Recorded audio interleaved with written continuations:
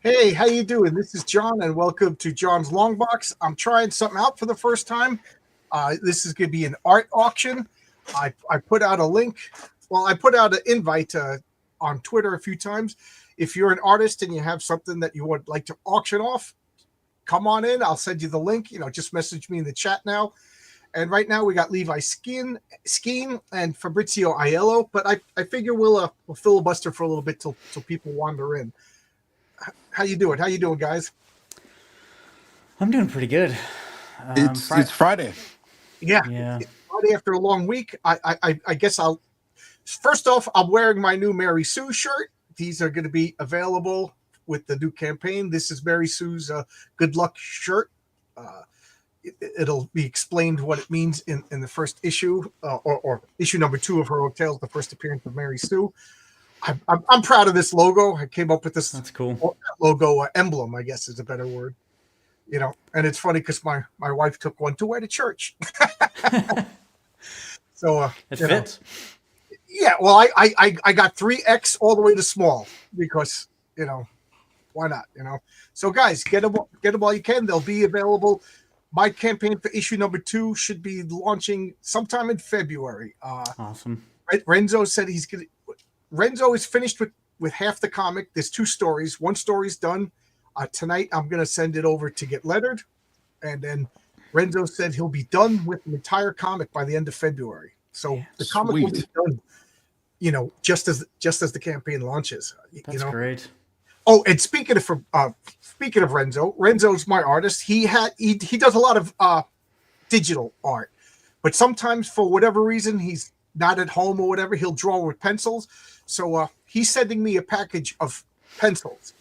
I bought a page from him, and then I said, throw everything else in that you'd like to sell. So when it gets here, the second auction, I'm going to have Renzo stuff because he says it from where he lives in Mexico, it's like $100 US private shipping because, you know what I mean? So nobody's going to bid and then pay $100. Yeah. So I'm going to have all of Renzo's artwork here that, some of it will be Coney Wave, some of it will be Thomas Valiant and Heroic Tales, and then other stuff that he has. So he's just throwing it all in, and then that's cool. Auction that off. I did contact the post office today, and it looks like it's going to be $9.45 to ship basically anywhere out of Washington State to the continental U.S. Yeah, I assume you're going to have to get big oversized. So we might as well talk about the rules. I see people are filtering it. So this is what I'm going to do. I get nothing out of this. I just think it's a fun thing to do. I'm trying to do different positive, creative things for comic books just because I don't know. I think there's just too much negativity, so I'm trying to counter that. And I think this is a fun thing to do. I've never did it before, so I'm sure I will make mistakes. So this is going to be my rules. Let's just say it's Fabrizio's turn. So Fabrizio's going to show off his art, and he's going to put his rules. Opening bid is this. I'm not shipping to Botswana. I'll ship anywhere in the world, but whatever Fabrizio rules are, he makes, and then we'll bid. We'll do the bidding, and then after the last bid, I'll do a countdown, and let's try it. If somebody snipes in the last second, let's not fight over it. We'll try to work it out, and then Fabrizio will tell you how to pay him, and that's between you and Fabrizio, or you and Levi. And Bill Williams said he was going to show up, and a few other people said they were going to show up. And I ignored this. Hey, Don, you going to come in? You got some art? And I will do this again. I know a few people are like, oh, man, I didn't have any physical art ready. I do mostly digital stuff. This is just a test. Again, I want to do it again once Renzo's physical artwork gets here. So we'll do it again. Yeah, for digital people, I mean, remarks are pretty cool, too. So remarks are essentially you print out the digital version and you touch it up. And sometimes it's with a little bit of color, a little bit of extra inking. It's just something that people do just to give it that like individual touch. So just because it's digital doesn't always, keep it out of an auction. So yeah, so we'll answer any questions. If somebody's, we're going to try to be as transparent as possible. Oh, put your links in the private chat so I can put them in the public chat because I know Fabrizio has a wonderful comic that I can't stop raving about, Horace H. Hoover. Can't wait for the next issue. Do you have any time frame to tell us when issue 4 is going to come? Yeah.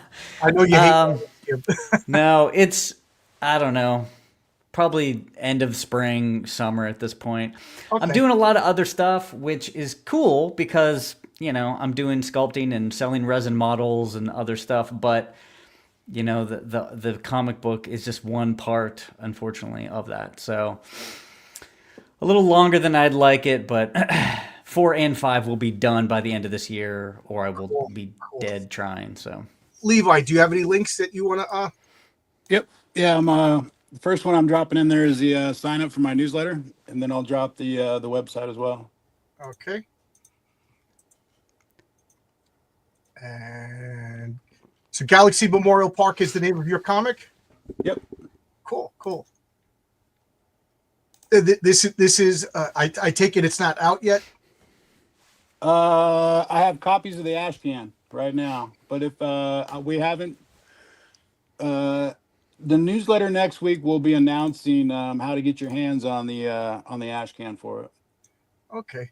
Okay. Cool. Cool. And is there anything else? No, just one thing. Okay. Yep, All right. So I got here's the link to the site. okay. Copy that. Put that in here, and I will also throw. This is the invite. Now, this isn't an invite just to hang out and talk with us. I know I do a lot of open it. Like at 8:30, I'm going to do the It's Clobbering Time. That's just to shoot the shit with us. This is an invite if you have something that you'd like to auction off. So that's this right here. I'm going to highlight that. And again, I'm just talking because I'm seeing people filter in. You don't want to do an auction with only 3 people. We'll get a certain amount. So I was just talking to Fabrizio and Levi. I look at my phone. I get a message. Give me your phone number, and it's Mike Barron. So I give Mike Barron my phone number. He calls me up. I just read your comic, and I got an hour's worth of legendary professional comic book advice on writing. It was priceless. how freaking cool is that? Yep. Like 2 years ago, Fabrizio will tell you, Mike Barron was on my channel for the first time, and I was like Cindy Brady on that game show. I was frozen. I didn't know what to say. I was like, Mike Barron hates me. 2 years later, he's calling me up. I read your comic. Damning with faint praise. He said, it's better. My comic was better than anything DC is putting out right now. And I'm like, all right, it's better than the Harley Quinn Fartacular. So there you go. But, that kind of review or criticism it's really priceless. Like Horace H. Hoover, I don't know if anybody knows Richard Friend. He's a famous inker and illustrator from Wildstorm back in the day. He looked at my initial pages of Horace H. Hoover and he went through every page and he gave me feedback until I really got my feet under me, and it was priceless. I don't know what I would have done without it, to be honest. Criticism, that's like a sore topic in this indie comic sphere. But Brian Bow gave me some all the way at the beginning. He told me, John, you're making world building the comic, and without a character to grasp onto, I don't care about your world. Just imagine Lord of the Rings, but no characters. Just it's just genealogies and it's like reading the I'm reading Gibbons's Decline of the Roman Empire right now. Oh, wow. It's just a chronology of what happened to Rome, but there's no main character. You know what I mean? That's the comic book that I was about to make. So, yeah, criticism is invaluable. How you doing, Kerry? Good to see people here. Omar, get up there. You deserve some dollars. How you doing, Levi? Cool. So, hey, my comic book's about a place as well, not just an individual. Oh, okay. Yeah. Well, Galaxy Memorial Park. It's the title of it. So tell me a little bit about your comic then. Well, we'll wait for people to filter in. It's Arlington Cemetery for Superheroes, where superheroic intrigue doesn't stop at the grave. Oh, that's an interesting idea. So what we have is it'll have a foreground story, the main story, and then a bunch of flashbacks. So like, for instance, in this first story here, Grandpa, who's a retired former superhero, has taken his grandkids to the park. And as he's walking through the park, he's telling them stories about all these different individuals that he used to quote unquote work with. And so there's flashback stories with a lot of action in it. And then the foreground stories is You see, if you had a park like this, let's just say Peter Parker died, he wouldn't want Mary Jane to be. He would want Mary Jane to be protected as she went to his memorial, right? So this park, what it does is it knows you by your fruits. So it defends. Basically, if you come into the park with ill intent, it won't work. Like the park will depower you. It will, like if people spray paint graffiti on there, there's like it'll wash it off, that sort of thing. Okay. So the main frontline story is in this park, in this, like in chapter 1 right here. Grandpa takes his grandkids to the park, but in the process of it, he loses one of the kids. So, and that shouldn't happen in the park where like everybody is protected inside of it. So that's your first clue that in the frontline story that something is wrong with the park. Okay. That's an interesting idea. It's I you know, because I can't make a monthly comic, I got a lot of ideas for Heroic Tales, and one of them was going to be, what do they do with superhero, supervillain bodies once they're dead? Like, right? Because they're obviously their bodies are different than the normal humans. Like, is it disrespectful to cut up Captain America and try to replicate the super soldier serum or you know what I mean? So, but right, that's up to people if they want to buy my comic. If we're actually and you're the artist. Obviously, you're doing art auction, yeah. Yeah, I'm the artist and co-creator with JD Gunter. Okay. So speaking of that, on our third campaign, we're going to be selling basically a burial plot. So it'll be a tier where you can come in and you can go, I own my own character, and this is where I would like them memorialized inside the park. Wow, that's cool. That's an interesting tier. So Mike, I don't get buried there, but my character gets buried in a fiction. Your character does, yeah. Yeah, that's pretty cool. Well, I tell you, there will be some deaths in Heroic Tales. Not in the first issue of all my characters like somebody else did. But all right. So Levi, you want to go first? We got some people watching. I am a rookie at this as well. So you're talking to a rookie. I never did this before. I think Fabrizio's got. I think he's got the most. That's fine. Yeah. I'll kick it off. And I can't guarantee, if nothing sells, don't get mad at me, guys. If you make $10,000, I want a steak. Right. No, it's cool. I mean, I think that the best way to do it is you start with a starting bid. If it doesn't make the starting bid, then it doesn't have to move forward. It just kind of goes back in the pile. That's fine. Okay. I think I'll just talk about the piece for a little bit, and then I'll open it up, count it down, and then go from there. So, first off, whoever is not familiar, I'm Fabrizio Aiello, and I have a book called Horace H. Hoover. Okay. It's a 5-issue mini limited series. It's sort of a cult mystery adventure, we'll call it. And these are some custom sketch cards. So, those are 3x5? No, 2.5 by 3.5. So these are very small. Like a credit card size. Yeah, credit card size. Okay. So for these, I'm doing like little twists on things. This I'm calling The Horus in the House, based on a H.P. Lovecraft story, Picture in the House. Ooh. So we have Horus opening up the Regnum Congo book, and a giant old man in overalls sort of, leering over him. And if you look very closely at this drawing, that's actually from Regnum Congo. I tried to do the best I can, but that's the actual image that... Don't describe that image. I won't. But if anyone wants to actually compare it, that is the image from Regnum Congo, which is in the Picture of the House by H.P. Lovecraft. A real book, a real photograph, and real creepy. Yep. On the back of these, I have essentially I sign here, I do the character name, and then Horace will say something hopefully funny or clever or something. So I'll fill that out whenever it's done. So for these, I like to start at $20. I think shipping US is probably $7, $8. Canada maybe is like $10. And I don't know about international. If somebody's international, you have to let me know, and we can go from there. So before we start, I'm just going to address some of the things. Do we have a campaign link? Yes, I'm going to. He put up a campaign link, and I'm going to re-link it over here for anybody who may have missed it. So this is Fabrizio's his camp. You could get his comic. You could get his 3 comics at this.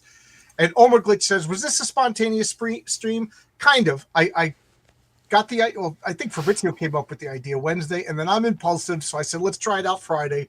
So I'm going to do it again. I'm giving people more and more time, but we got like 4 or 5 people who said that they wanted to do it tonight. So yes, so this is kind of spontaneous, Omar Glitch. Kind of a soft opening for the experiment, which I think is a good idea. Just kind of feel it out, and we can adjust, as you move forward. I need to put, I love Horace H. Hoover. All right, so I guess you said opening bid 20? Yeah, 20. And do you want to do like 2 minutes or 3 minutes? I mean, that's always. Okay, let me. Yeah, you know what? I just realized I have my phone right here. I could. Yeah, I could do that too. Give me a second, because again, like I said, I am not a professional with this. How the hell do you set this? Okay. I'll set a 2-minute timer. Okay. And I'll hold it up every once in a while so people can see, or I'll shout it out since we're looking at that. All right, we ready? Yeah. I'm going to hit the timer. So $10 opening bid for Horace H. Hoover, The Picture in the House. And what was the name of the book? The Picture in the House is the story. The name of the book? The book? Oh, it's the Regnum Congo. The Regnum Congo. Yeah. It's a real book. You could look it up. I think it's page 238 is this page in the book. All right, ready? Get set. Go. So I just hit the start. We have 2. Yeah, so now we just chat about our day. No, if anybody has any questions about either the story or Horace H. Hoover, let me know. If you're not familiar, like I said, it's a 5-issue miniseries. Horace H. Hoover, he's an occult detective set in New York, 1920s. And he just sort of investigates supernatural and occult mysteries. The 5-issue miniseries is sort of, there's a few short stories, there's a longer arc, and then there's a self-contained at the end. So we kind of get a good feel for the world and the characters and just the general, his powers and his background will come later. This is sort of like an intro to the character, but you get some complete stories. Right.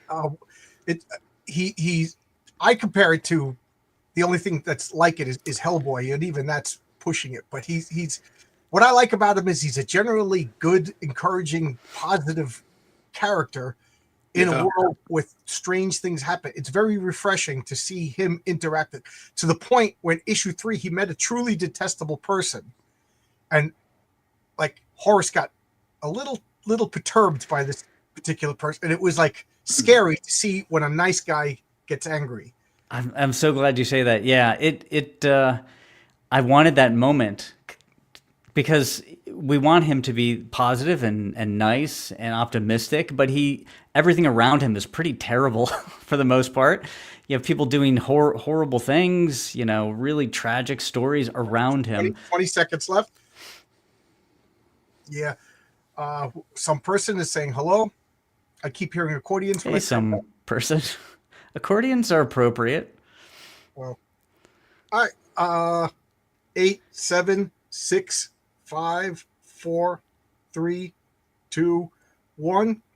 A very auspicious beginning to my office. It's okay. I'm introducing everybody. Oh, you kicked him. I hit the wrong button. That shows you how. Whoa. Is that Bill? Is that cat for sale? I have a feeling you did a nice bid on that cat. No. Should be though. So, yeah.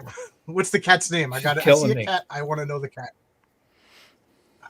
All right. Levi, okay. First of all,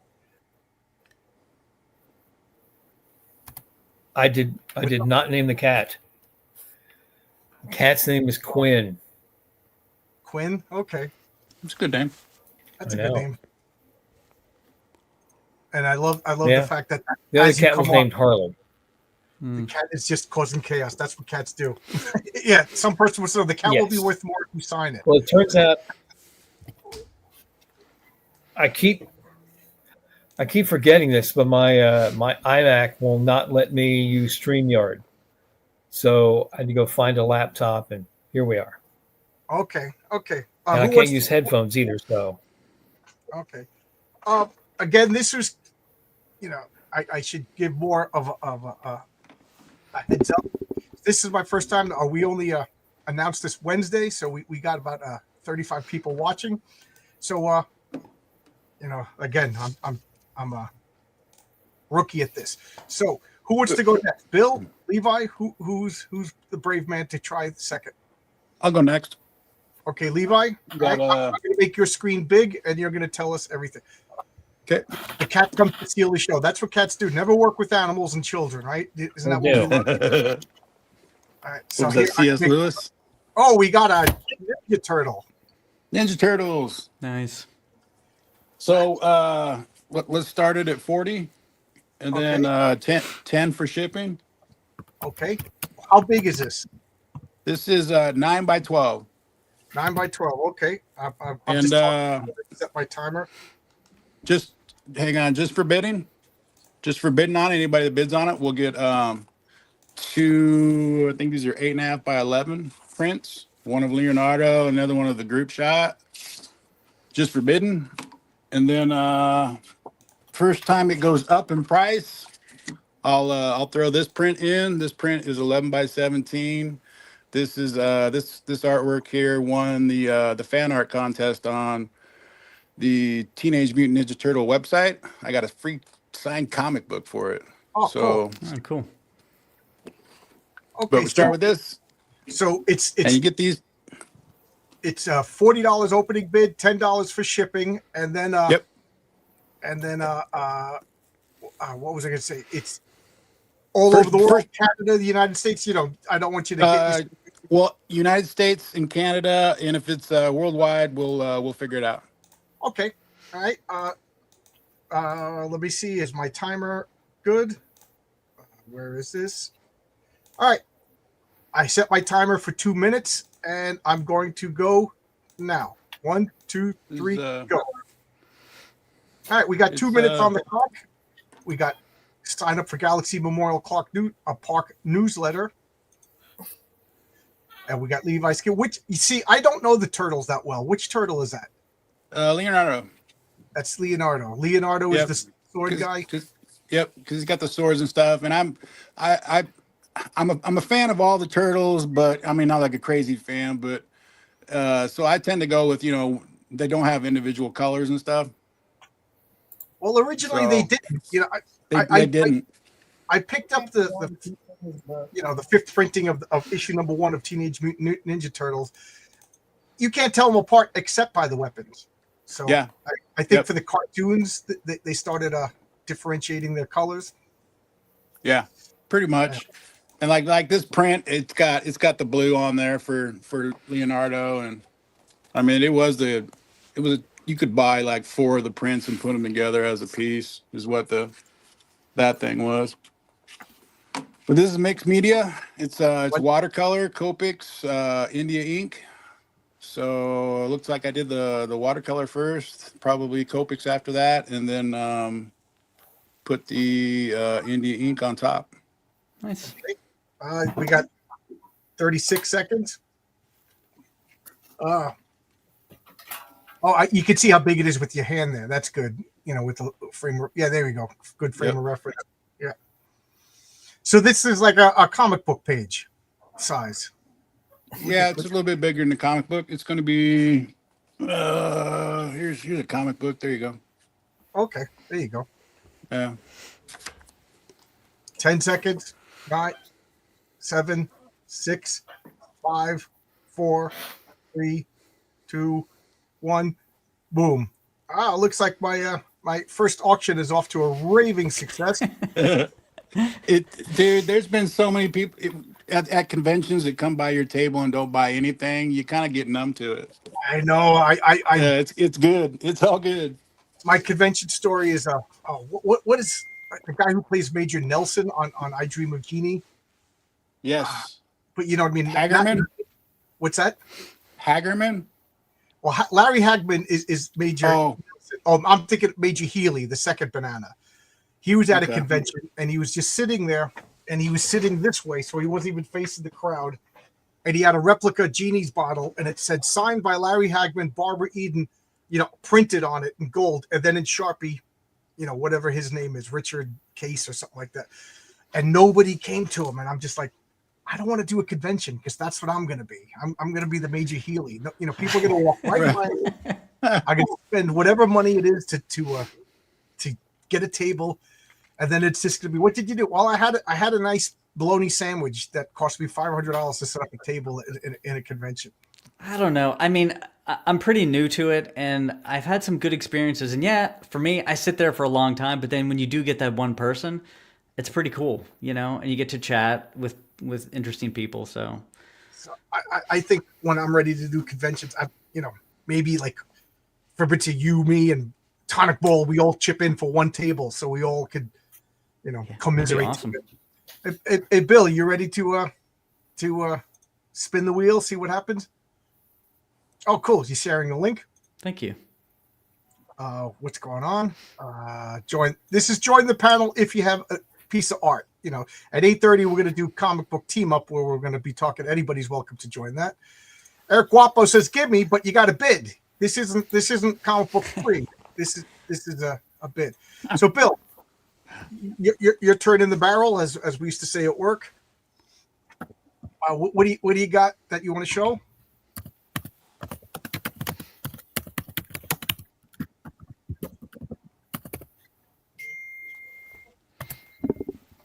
John, come do some conventions in California. So, I'll just read the. Can you hear me, Bill? It's your turn. His audio and video are breaking up. He posted he posted in the chat. Oh, so okay. He might not. I don't know if we'll be able to do it then. Oh, yeah. I see. We can give it a try if you can hear me out there. I can hear you. Yeah. Is my audio working? Yeah, I can hear you now. Well. All right. So. Okay, I'm going to make you big. This is a page from Punchline. Oh, it's nice. from that issue. Yeah, everything's backwards here. Punchline, whatever. It's was from Punchline 11. You set up the scene where there's a boat coming through. Post having some fun. Mel is chatting with the spy that she rescued from a mental institution, and they're grilling each other about what his next steps are. And $50 American, and it's yours. That's grilling. I'll send it to you anywhere in the States on me. Okay, $50 opening bid, and no international, just the United States. Yeah. And I just got to say, is that what they call grilling over there in Texas? Something like that. Okay, Grilling, drilling, something like that. So, all right, I'm gonna start the 2-minute countdown. 1, 2, 3. Okay, you got 2 minutes. I would like to say that I love Punchline. It is one of my comics that I look forward to. It's so good, from great writing to great characters to great art. I'm producing pages like crazy right now, which is ironic because it looks like Diamond's going away is going to be an extinction level event for a lot of publishers. So it may go crowdfunding at some point. Yeah, I got your the Punchline meets Tomorrow Girl, and I bought that at the comic shop, and I bought that on Kickstarter. Big fan of awesome your work. I love Punchline, man. I always try to play a game called Beat the Writer, and I'm trying to figure out where the story's going, and I have to pick an idea, which is excellent because that means it's not boring, it's not predictable. Yeah, with luck, you have something. 1 minute. That's a little curveball in the story that throws the writers off. I mean, the other writers in the crowd off. I do that a lot. I just watched The Diplomat, and with Kerry Russell, and that was pretty good. That threw me for a couple of times. I'm like, oh, didn't see that coming. Oh, cool. I haven't watched TV or movies in forever. 36 seconds, guys. Anybody? Any bids? I try to watch things that don't suck. I'm not always successful. No. Bill, is that Brush? Brush and pen. I do brush whenever possible because it's faster. I'm inking Stephen Cummings on a bunch of Punchline pages right now on that Versima costume. I'm mostly ink. It's killing me. 3, 2. I think I vanished 1. there for a minute. Yeah, we lost you for a second. Okay, there's the time. Oh, I'm just lighting the comic book scene on fire over here tonight. Yeah. So You're good. So John. here's why I said no. Here's why I said no international shipping. I did a crowdfunder, and a guy from Canada really wanted to participate, and he just kept on me. I said, let's talk after the thing. So he paid his cash, and Canadian Post is on strike right now. So I had to send a package UPS to Canada. It cost me almost $40. I'm like, all right. I now have my one story where I'm not shipping international. I'm never doing that again. Look at this just came back yesterday. So this is one of the first packages I sent out to Canada. Sat in Canada I sent it out in November, and then it just came back. And this guy's gonna be like, "Well, where's my comic? I gotta ship it out again." It's not. You know what I mean? So I hear you. Yeah. That's the logistical nightmare of so I hear you. So what do you think? Should we invade Canada and fix a few things while we're there? Yeah. There we go. All right. I like the sound of that. Before you got here, Renzo Rodriguez, who lives in Mexico, is sending me a bundle of art. So I will, next time I do this, I'll have Renzo Rodriguez artwork from Cody Waves, from Heroic Tales, from Thomas Valiant, and then a lot of his own sketches, because it costs $100 to send it because he doesn't trust the regular post office in Mexico. You know what I mean? So he sends it back. I don't blame it. So I said, you know what? Because I bought a page from him. So I said, if you're going to send it to me, send everything in that package. So you know what I mean? I bought a page for $100, $100 shipping. I said, just trust me. If you don't trust me, that's one. He goes, no. He's throwing everything in, and I'll be Renzo's art dealer. So we're definitely going to do this again. That's awesome. I'm more or less doing that for Matthew with some of the stuff that he's got. I'm helping him sell some of the Final Fight pages that he just did for Udon. When we first talked, I said, man, Renzo's a genius. You're lucky to be working with him. So along the way, I offered him some work, and I wanted him to pencil something because I'd like the chance to ink his work, and we're still trying to make that happen. He's Oscar, basically busy with your book is what's going on. Yeah, Oscar, same with you. If you want to send me stuff, and I'll be your art deal. I don't want any money or anything like that. I just think it would be a fun thing to do to help my friend. Oh, so you wanted to hire Renzo, and he said, "No way, I'm working with John. I love John, and I want to stay with John forever." Is that what he said? Well, he's so polite. He said, "Yeah, I've got time in my schedule." I think this is before you got the script for Heroic Tales 2 to him, and he said, "Yeah, this looks great." And I said, "I want you to just pencil." He goes, "And not ink?" And I think that's part of what threw him. I said, my business model has me inking the pages, then selling my inks to recoup some of the cash that I have to pay you to do your job. Oh. And he's like, yeah, I'm still thinking about it, and he may be thinking about it for a while. Well, he told me he'll be done with my book by the end of February. So yeah, and I won't have the script for issue 3 until I see what I do. I have so many books in production right now. It's crazy. Oh, good for you. I got 2, and I'm pulling. That's a polite way of me saying I'm hemorrhaging money, is what I'm saying. Yeah.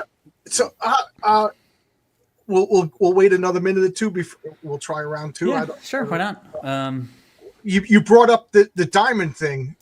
How bad is this going to be? Like, I'm obviously not a business guy. If I was a business guy, I wouldn't have started my own comic book. You know what I mean? So, like, what do you guys think? Go ahead. I will. I promise I'll shut up this time.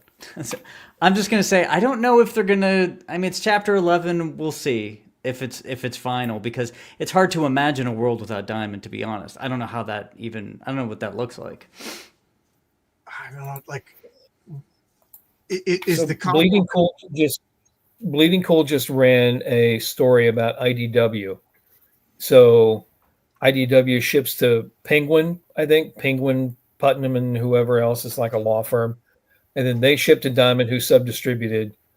And Penguin paid IDW.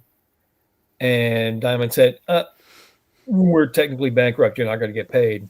So Penguin reached out to IDW and said, hey, we got this huge receivable we can't receive. So we're not going to be able to send you any money until that is balanced out. So, there could be, from what I'm hearing and what I'm, reading on the different trade sites, is that if Diamond doesn't find a buyer by April, that they're going to go ahead and declare Chapter 7, which is the liquidation bankruptcy, and nobody gets paid and they go away. And that's kind of an extinction level event for most small press people. So in my case, I reached out to the AP guys and I said, because I've just written the sequel, I banged out a 48-page script for Tomorrow Girl and Punchline 2, where they fight the big rock monster and multiple variations of him from Punchline 9, the Gridlock character. And I said, hey, because AP said, we're not really open to independent stuff anymore. I said, since we're crowdfunding this and then you're distributing it, what's the status of our book going forward? And they said, we'll get back to you. So unless it's yes, it's usually no. Yeah. So we'll see what happens. I mean, the only people sort of immune in this kind of case is probably Eric July and Tim Lim, because they've got a huge crowdfunding group that they can draw from. Everybody else, they're not going to have small publishers to submit to, and there's going to be a flood of stuff going into crowdfunding. So brace yourselves. These are interesting times. You think this would be a good chance for somebody with a book to maybe corner their own market at their own local stores then? Are the local shops going to be needing product to sell? Like, you might not be able to get your stuff nationwide. They probably will. Yeah. You can always work a deal with your local store, and you can always, try to talk your way into doing a signing there. And we're talking about maybe 20% of their inventory is small press inventory, right? They're still going to have Batman and Spider-Man every week, but they're going to find it harder to order stuff. And I don't know, if the very small publishers are going to survive, but basically everything, probably Dynamite and up, is okay, and everything from that point down may struggle going forward. I know all three of mine in town will do a consignment type deal. I was just wondering if they would be willing, if you think that maybe they would be willing, instead of taking on like 10 copies of it on consignment, maybe they're desperate now and they'll take 20. Maybe. Yeah. Worth a shot. So maybe for the next auction, we'll actually put images of what you guys are going to auction off. I'll put it on a stream and I'll repost that. And then when we do the auction, people already chomping at the bit for it. People will probably so that's a good idea. Like I said, I've never done this before. Everything is a learning curve with me, and everything is usually a huge learning curve with me. Oscar is an amazing colorist. He's doing a comic called Rome Eternal that if I could find, I'm going to do issue number 1 for Sunday Comics. And then we got James Lee over here. How you doing, James? Hey, guys. James is in James? studio on Saturday nights. Yeah. But the things you're talking about with distribution stuff, there is a company that could come in and take over it, and that's Ingram Spark. They have the power and the company wise to take over if they wanted to. Never. Again, I don't. Okay, if you don't know who Ingram Spark is, I don't know really the business aspect. I've never been like anybody talks business to me. My eyes glaze over. I'll explain who Ingram Spark is. Ingram Spark is the largest printing company for novels. They handle everybody. They handle Penguin. All the big name people that you know of, like Stephen King, and everything like that. Even where my novels are published at, they're looking at getting into printing and publishing for comic. They're looking at printing comics. They're already interested in it. Yeah, they are interested in it. Well, then that's good. If they're already, And they already have a catalog that's global. And what I mean by that is when my novels are released, they go into this catalog that they have. And that way stores around the world can buy them. And not only that, they don't just print here in the United States. They have a printing here in the United States. They have one in Australia, Europe, Canada. So you don't have to order it directly from the United States. They also have authorization to print them in the other countries as well. So they can print the books in those countries and ship them out with a quicker space than what Diamond's doing. With the pandemic, that was just it. Is when Diamond said pencils down, everybody just put their pencils down. Like that should have. I know a few people like Marvel and DC. Didn't they flee to like Penguin and Luna? But yeah. Marvel was the Marvel Image and basically DC. I think DC was the only one that was still dealing with Diamond. But I know, so the big ones are going to be fine. It's just everybody else. Yeah, I agree with Omar Glitch. Time to go digital. I don't want digital comics though. Maybe I don't want digital. I hate digital. I mean, yes, my books are done in digital and audio, but I love to have the hard fact. So, James, you want to take a stab at? So far, we've had a wonderful success of 0 bids. So, are you willing to put your foot in the pool? See if I'll put my foot in the pool. Okay, I'll put my foot in the pool. I'm gonna make you big. I'm gonna make you big. I'm going to auction off this beautiful artwork right here. Of course, I hit the wrong button at the wrong time because. Wow, that is awesome. Very cool. So this is one of mine. It will be signed on the back. So this is 11 by 17.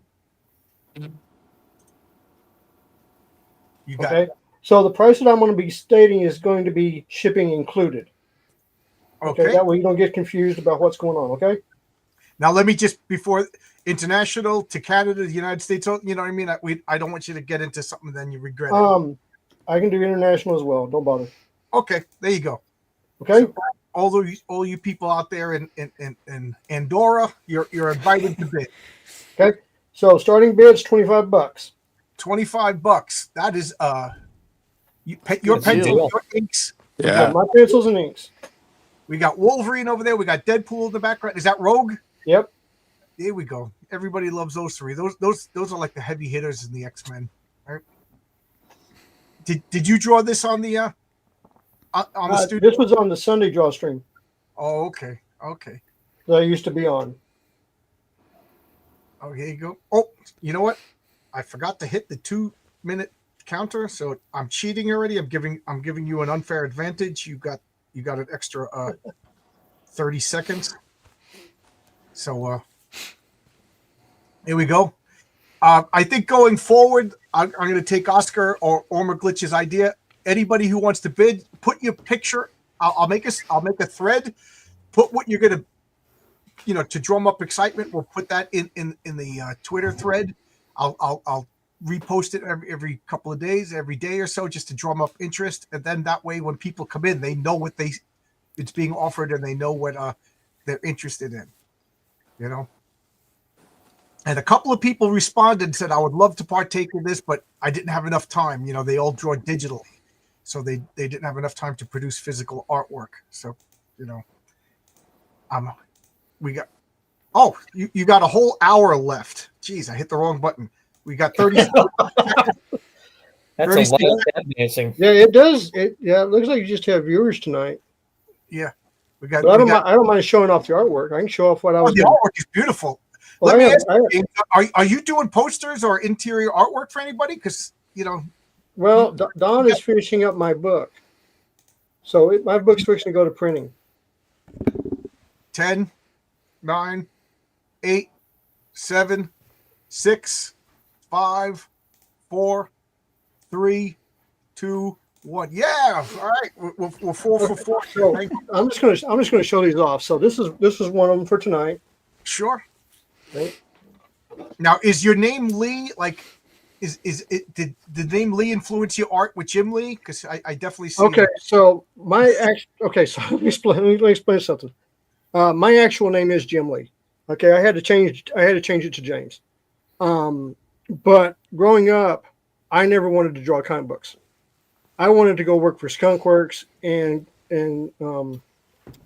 those guys out there to design aircraft.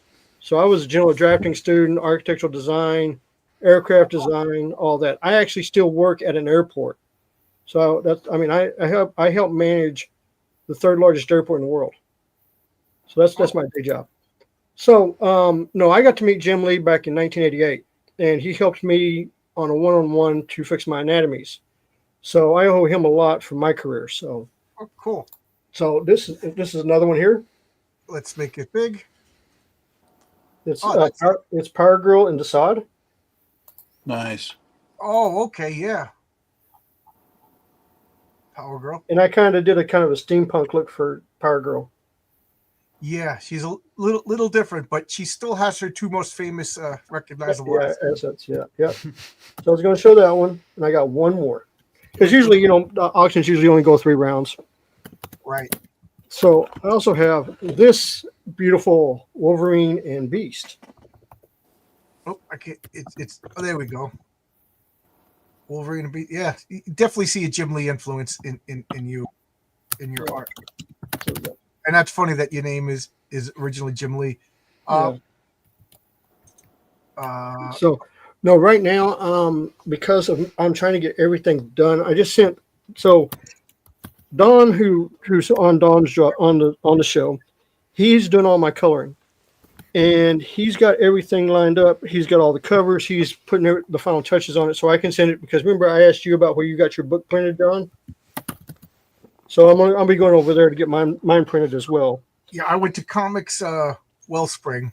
Yeah, so I'll be getting my book published over there. I talked to them; they're real nice people. So Yeah, I'll be going over there.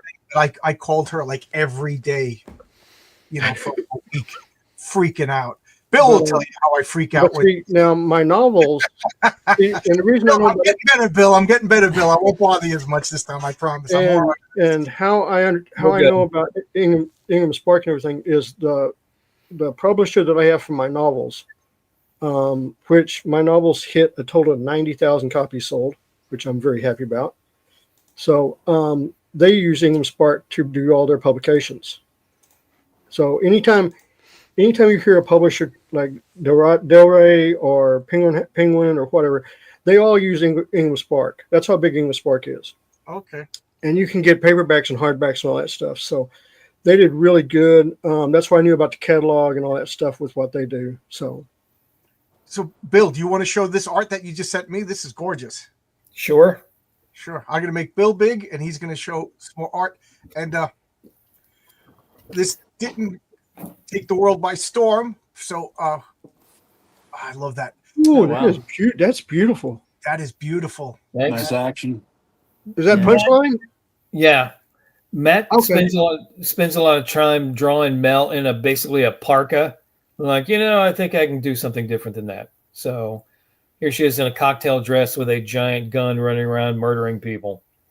So in the story in Punchline 11, she rescues James Bond because she needs a favor from Bond's boss back in London. So they run around having adventures, and she's got to talk him into doing him a favor, which is going and having a powwow with his old boss. So Yeah. Mel shows up after a gunfight, distracts the bad guy.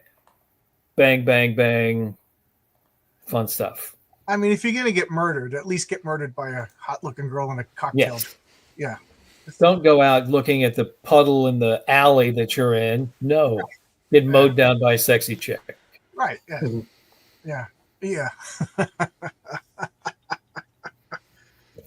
So, what do you guys think? Obviously, I didn't set the world on fire with an auction tonight. You can just retroactively rename it Art Share. And Yeah, then yeah. Just call There you it go. Share. Our chair. I would like to do auctions. I think the next one will be when Renzo's package shows up. But I do think what Oscar said or Overglitch said is a good idea. We'll actually put pictures of what you're going to auction, so people are like, oh, I'm not going to participate. I'm not even going to watch. Or oh man, that I want to get it. I want to get in on that. So maybe we'll put a picture and like your opening bid, and then we'll, I'll give like 2 weeks for it to percolate, and then do an auction. Yeah. Yeah. With Sounds luck, good. I can upgrade my tech between here and there too. Yeah. Give because this was kind of. I'm an impulsive guy. I got this idea to make a comic book, and nobody stopped me. And, Yeah. There's a lot of people that sneak into comics that way. Well, see, that's what happened when I got told what we were drawing tomorrow, and I was like, "Okay, that's John's character." Yeah, that was a nice way of saying you never bought my book, there, James. Thanks a lot, dude. I never even saw your. I didn't hear about your book till like 2 weeks until you and Market. I'm just teasing. Market brought it up, but no, I didn't even know about it. I mean, it's just one of those things that happened. Speaking of which, So- James has a book called The Steins, and Three. the Von Stein. Those are novels. Yep. And you said you turned them into comics too now, right? No, okay. So the graphic novel is the precursor to the novels. Okay. So that means it's a different story.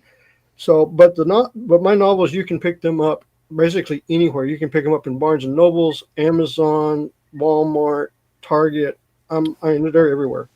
Okay. So, but yeah, like I said, I'm very happy with it. My publisher, when I signed a contract with them, they were like, okay, the only thing is I got to wait 90 days to get paid.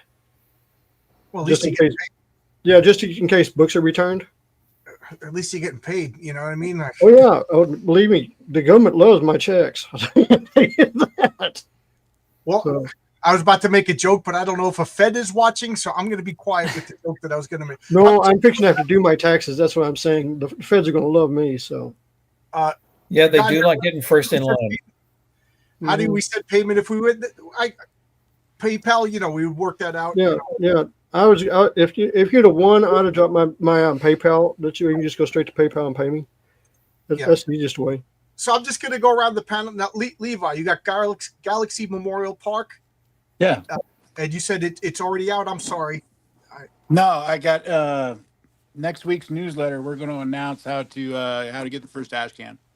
Okay, cool. So, and it's going to be 4 volumes, 72 pages each volume. I'm currently 72 working. pages? Yeah. Yep. Wow.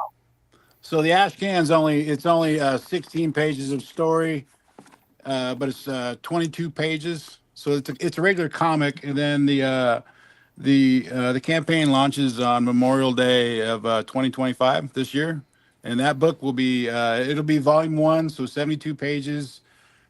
Volume 2, the artwork is done. It needs to be lettered, and I'm currently penciling volume 3.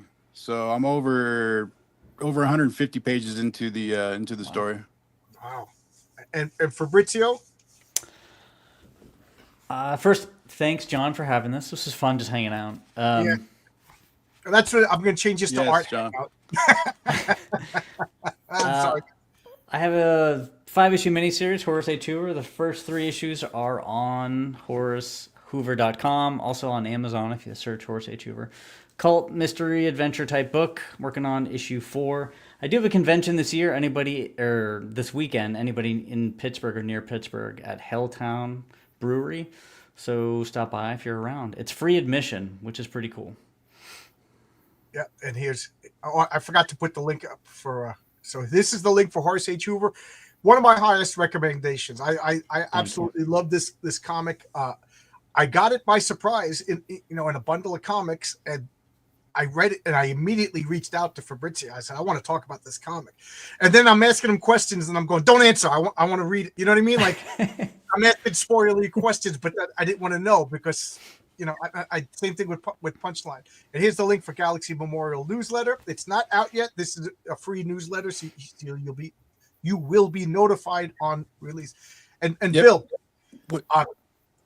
Bill, full disclosure, Bill does the lettering in my comic, which everybody notices how good the lettering is. Oh my God, the lettering. It's one thing to write a script. It's another thing to see your script drawn. It's a third thing to see it colored. But when it's lettered, oh my God, that's a comic book. So and your lettering is a joy to look at. It. Thanks, dude. Yeah, the art and the letter and the art and the script are all different, and for me, it doesn't feel like I'm working on a comic book page unless I've got words all over the page, because it sets a tone. Without the words, you've just got Batman staring at Commissioner Gordon. They're pointing at each other on a rooftop. Right.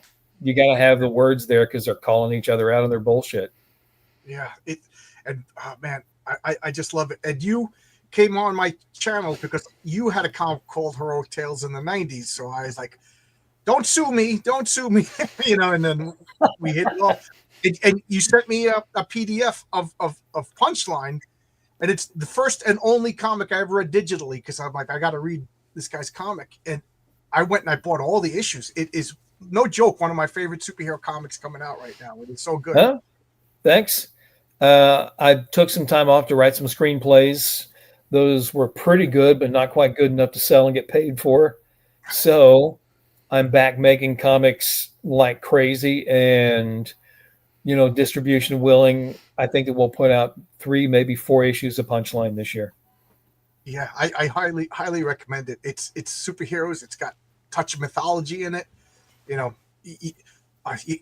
don't want to spoil it, but the Shark Guy is one of my favorite bad guys. He's so cool. They used him in the Common America book, and yeah, we used him briefly in the crossover, and I'd sort of like to find more room for him. I was talking with Carl Kiesel about something. He goes, I invented King Shark. I'm like, but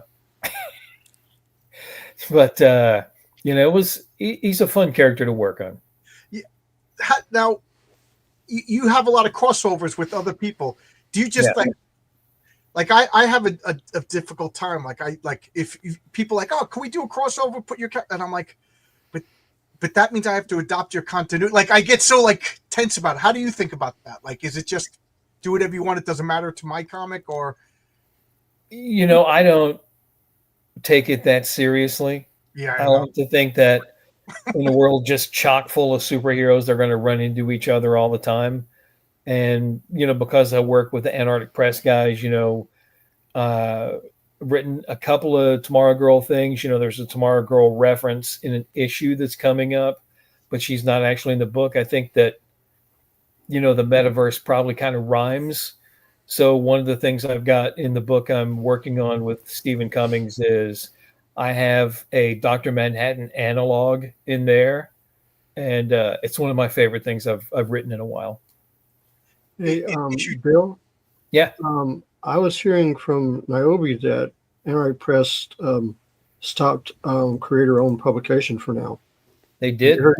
Have you heard anything about that? Well, I reached out to him and I said, I just wrote the Tomorrow Girl Punchline sequel, which was crowdfunded and then released through Diamond. And I said, well, this is crowdfunded and it was put out. Am I banned? Where do we stand exactly? And they said, well, it's a little complicated because we crowdfund and release through Diamond, and we'll see what happens. Which means probably they're not going to go forward with it. But, crowdfunding is open enough where anybody can make comics and try to sell them to the public. And that channel is going to get pretty thick with people that are losing book deals right about now. So, it'll be more competitive, but, it's still a place to go sell your stuff. Right. And that's what I was just asking, because I had heard, about what was going on. Because I'm up here in Dallas. So, yeah. In the Dallas area. So, Ben's up here. So, they are amazingly public with their pronouncements. They're putting out stuff on their Facebook pages, and then Richard Johnston's clipping those and putting them on Bleeding Cool. So, kind of everybody knows where they stand. Yeah. That's why I just wanted to know, wanted to ask you about it. Yeah. I know that they said one of the first things they were doing was that they were killing the anthology titles because they don't make a lot of money. And, they have some books that they have licensed. And the thing is, you need to have access to all those stores and those markets. Yeah. I would hope that somebody who's already doing a lot of business could pick these could pick up some of these things, because what comics needs is a decent sub distributor. I, Yeah, I worked in a comic book store in the 80s, and I went to one of those retail summits, with and everybody was yelling and screaming. It was like, I was like so excited. I'm going to go to a retail summit. And I thought we were going to be like discussing. I was so naive. I think I was like 17, 18 years old. I'm thinking we're going to be discussing like Wally Wood and graphic design. No, it was like Maury Povich. It was like everything but a chair being thrown at other people. There's people bitching about what products are returnable. Oh my God, it was so bad. And then Steve came on, and he I asked him a couple of questions, and man, I just got a bad feeling, like just Diamond for the longest time was kind of a necessary evil. Yeah, that's most people just kind of the right way to put what I was feeling. Yeah, most people just kind of focused on the evil part. Well, it turns out they're also pretty necessary because they're essentially doing a job nobody else wanted. Well, the one thing I think will probably happen, and this is for the storefront, is for, say, like Image or a small company to start sending out a order flyer to the stores. I know it's going to cost money, but just let them know that, hey, you can go online, you can place your orders directly with us, and we'll directly ship it to you, and just bypass what Diamond was doing. I don't know if they've got the internal infrastructure, basically the people, to make that happen, but a lot of those stores are getting already distributed with Penguin and or with Lunar. But I'm talking about other, like the companies that are not affiliated with Penguin and stuff. Yeah. Like smaller a lot of those folks, I know I talked to the AP guys, sorry to cut you off, but the AP guys said that they sent like a half dozen emails to Penguin and they couldn't get the time of day from them. They basically, were basically screaming into a void when they tried to contact them. Yeah. Yeah, that's what I've heard. That's why I don't deal with Penguin at all. I can't stand those guys. Yeah. The thing that people hated about Diamond is that they made the most of their monopoly, and Penguin's got a little bit of that going on too. Yeah. Since this has evolved into an art share, Bill, I want to show you something that I'm going to be sending you to letter. Awesome. So if I could hit the right buttons, but Oscar drew this. This is going to be the first page in Eddie is Doomed. And we're going to go over the top lettering, like with explosive, because it's supposed to be like, remember ROM? The first page of ROM was also the advertisement. So, I just love how he did the nice paper was old. So good. Yeah. So this is going to be. That's pretty crazy. Isn't that awesome? Isn't that awesome? It's so much fun to imagine something. Beautiful. And then Oscar drew it. And then when I saw his pencils, I realized I made a mistake. So I said, Oscar, would it be too late to change? He goes, yeah, I didn't finish it yet. So we fixed it up. I added that third panel of Doomkeeper coming out of the, it just looks like a media credit. That layout's reminiscent of early McFarlane stuff. It is so good. It's so good. Yeah. I can't wait. I can't wait to do this. I'm finishing up the script and sending it, and Tonic Woe will be drawing the real world, and Oscar will be drawing the comic book world. And if it's a hit, if I make $1 on it after paying out all I will do a sequel to it where we'll do bombastic Silver Age stories about all of these crazy superhero comics. And what do we got here? This is one of the covers. So this is from my book that's coming out soon. So, Don's finishing up. We're fixing to go to printing and stuff. So this is one of the covers that I did. Don drew this? No, I did. Oh, I was going to say, okay. No, this is okay. So this cover is done by myself and Gabe El Taib. Okay. Okay, so he did all the coloring for it. I did all the artwork. But the interior of the book is colored by Don. So all the stuff that's inside the book will be done by Don Edwards. Nice. Yeah, Don's a good guy, man. That's good. So, that's one thing I love about this is all these cool people that I made. Everybody's so supportive and helpful and everything. And that did I just hit a button? Oh no, no, you're fine. I disagreed quickly. I thought I would retaliate with some of this showing art in progress.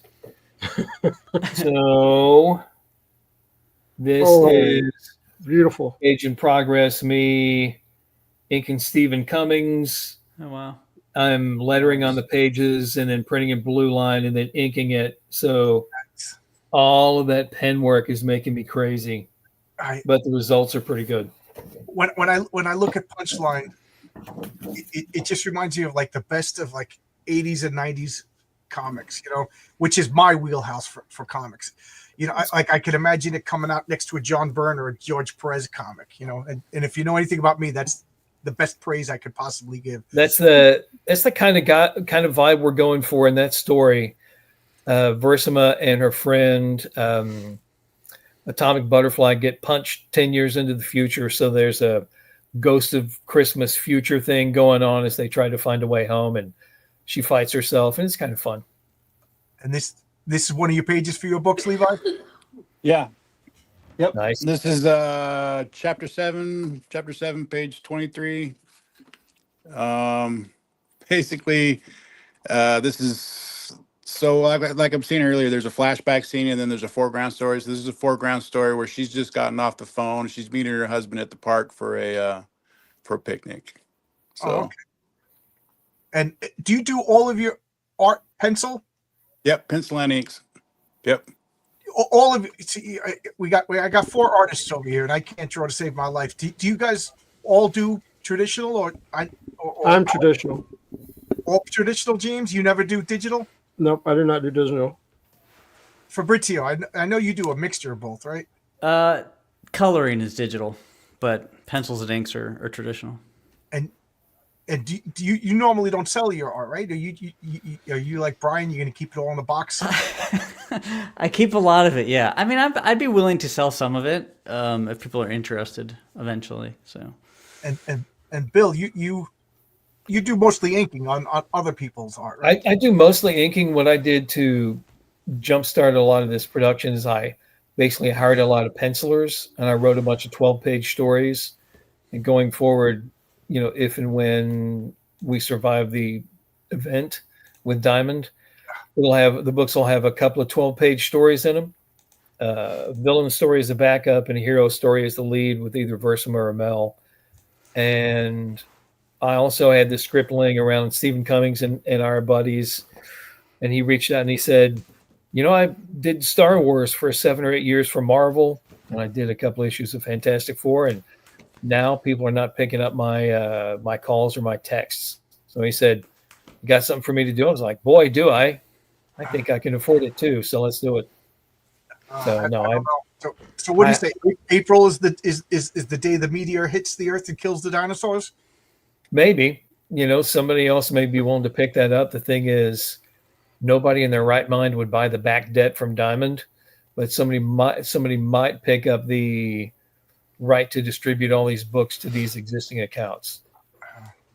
I don't know. I don't know how that'll impact us in the crowdfunding scene, but just keep on keeping on, guys.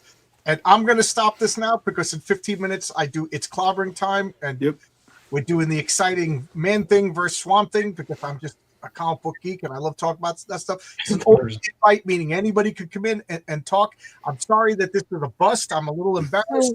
No, it's okay. At least we got to talk, and I got to meet Bill, and I got to say howdy. Yeah, I get to talk to some of my favorite people. You know what I mean? So and Bill, Fabrizio, Levi has been over there before. Tomorrow night, 7:00 Eastern, we're doing a draw stream. If you want to come over and join us, you're free to join us. Yeah, they're drawing my character. I would be a heel if I didn't show up, right? No, I know John's going to show up because he wants to see how bad I make his character. Because you're gonna make my character look like it was drawn by Jim Lee. How can I not want to see that? Technically, it was. Yeah, it is drawn by Jim Lee. It is drawn, yeah. So, yeah. If you want to see a bad patriarch, you should see the picture that I drew to Renzo. And yeah, that's the reason why I didn't stay in the comic book business, and I went to Japan for 7 years to work and came back as James. Yeah, so, there you go. You should have came back with a Japanese name like CB Cebulski. Well, you want to see what happens when you go to Japan and your last name's Lee, and they're like going, "How do you have an Asian name?" No, it's a Norman name. I didn't even think of that. Yeah, kind of like that Seinfeld episode, right? I had to explain. I was like, "No, my family is the Robert E. Lee, Francis Lightfoot Lee, Richard Henry Lee, the founding fathers of the United States." that's my family. So Ernest said he would have bid. If you would have bid on one of these and you have a thing, just feel free to contact them. You know, you don't have to do it on my show. I'm not taking any money. I don't want any money. This is just something that I thought would be fun and positive to do. You know, I'm trying to make comics positive rather than this swamp that it's degenerating. Let's make comics fun again. Yeah, make comics fun again. Jason. So if anybody wants to bid on this, we got Levi's Ninja Turtle, and I always forget the Ninja Turtles because I never got into the Ninja Turtles. We got Fabrizio. He had the Horace H. Hoover small card. Bill had a page from Punchline, and James had that the Wolverine and Deadpool and Rogue. And if you want to say your contact information, Fabrizio.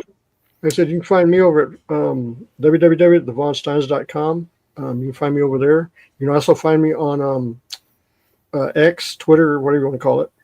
So I'm over there. So you know what? I'm gonna make after I'm done with It's Clobber Time. I'm gonna make a post announcing this, and if anybody, if you want to send pictures, and we'll put them in that thread, and then we'll try to drum up interest in maybe like 2 or 3 weeks.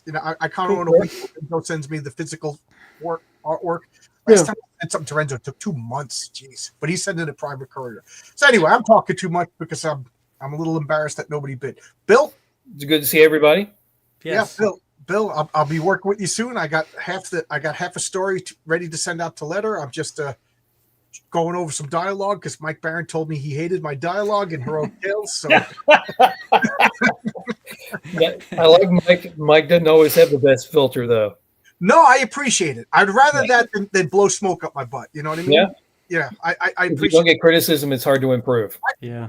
Like I said, Brian gets embarrassed. Brian Bow of Wolf and Batsy, when I told him the original script, he was just like, I don't care about any of this. And he was a jerk for about 3 days, and then I realized he probably saved me about 10 grand. You know That's what I mean? good. So, yeah. Criticism's great. I'll So see you guys around. Yep. Good seeing everybody. Later, Bill.